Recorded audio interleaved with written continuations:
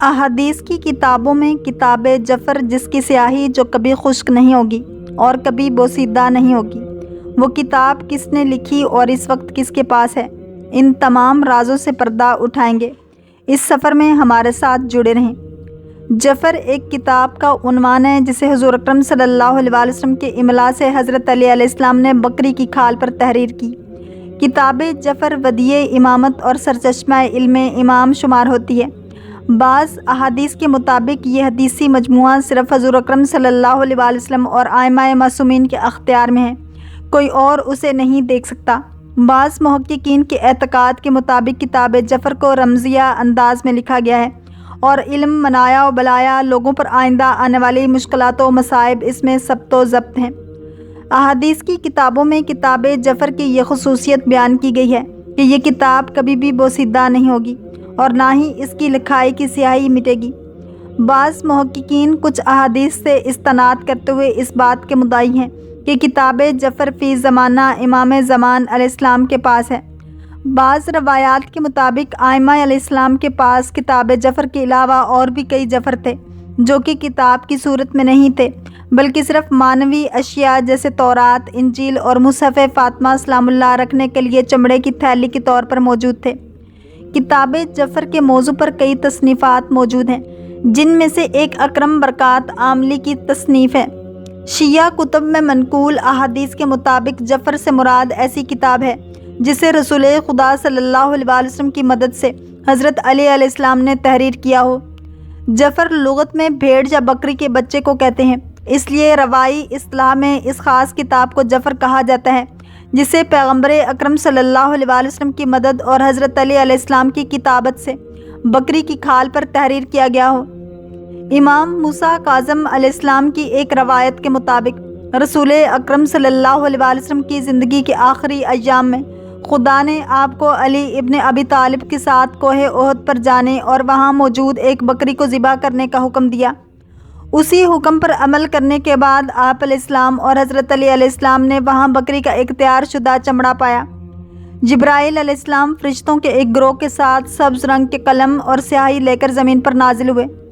حضرت علی علیہ السلام نے اسی قلم اور سیاہی سے تیار شدہ چمڑے پر کتاب لکھی۔ بعض روایات کے مطابق جعفر ودیع امامت میں سے ہے اور جس کے پاس یہ کتاب ہوگی اس کے امام ہونے کی علامت ہے۔ کتاب ذریعہ الہی تصنیف الشیعہ کے مصنف آقا بزرگ نہرانی کے مطابق کتاب جعفر بھی دوسرے ودیع امام کی مانند اماموں کے سینہ بسینہ چلتی آ رہی ہے اور ابھی امام مہدی علیہ السلام کے پاس ہے۔ بعض مصنفین نے علم جعفر کو امام علی علیہ السلام سے منسوب کیا ہے جبکہ بعض دیگر محققین نے اس بات کو دلیل سے دور بات قرار دی ہے۔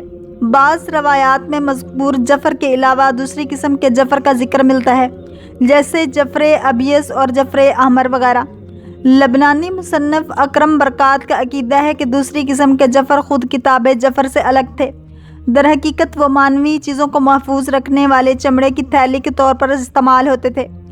بعض روایات کے مطابق مصحف ابراہیم علیہ السلام، توریت، انجیل، زبور اور مصحف فاطمہ سلام اللہ علیہا جیسی کتابیں سفید جعفر میں ہیں اور حضور اکرم صلی اللہ علیہ وسلم کی تلوار سرخ جعفر میں رکھی جاتی تھی۔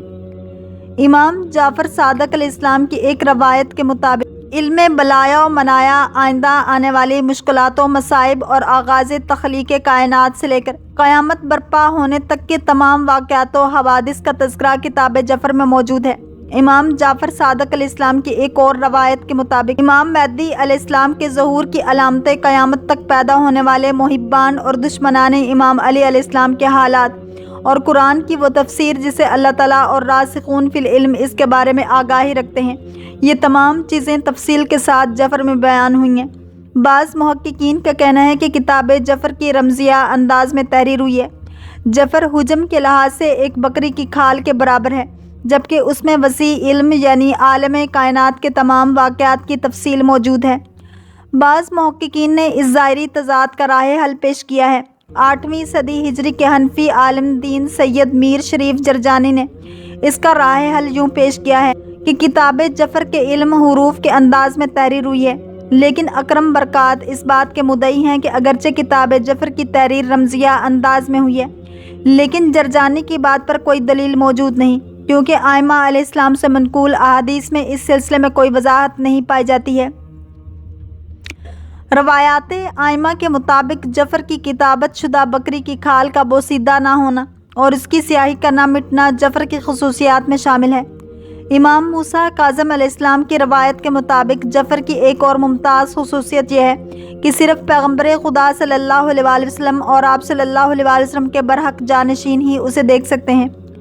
آئمہ سے منقول بعض روایات کے مطابق آئمہ علیہ السلام غیب سے متعلق معاملات کی خبر دینے کے لیے کتاب جعفر کی طرف رجوع کرتے تھے۔ انہی روایات میں سے ایک وہ روایت ہے جس میں امام زمان کی ولادت، طول عمر اور زمانے غیبت میں پیش آنے والے واقعات نیز امام رضا علیہ السلام کی اپنی ولایتی کے سر انجام تک نہ پہنچنے کی پیشن گوئی کے سلسلے میں کتاب جعفر میں تفصیلات موجود ہیں۔ اہل سنت کے اکثر علماء نے کتاب جعفر کو امام جعفر صادق علیہ السلام سے منسوب کیا ہے۔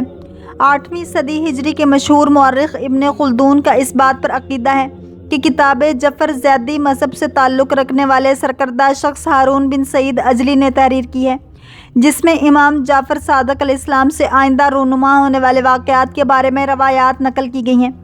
سلفی مسلک کے رہنما ابن تیمیہ کتاب جعفر کے وجود کا انکار کرتے ہوئے آئندہ کے واقعات سے متعلق شیعہ اماموں سے منسوب ہر قسم کی احادیث کے وجود کو رد کرتے ہیں۔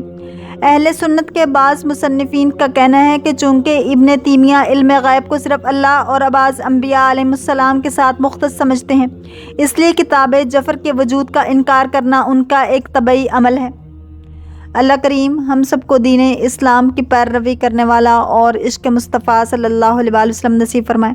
اگر آپ کو یہ ویڈیو پسند آئی ہے تو لائک، شیئر اور سبسکرائب کرنا مت بھولیے تاکہ ایسے ہی اسلامک انفارمیٹیو ویڈیوز آپ تک پہنچتی رہیں۔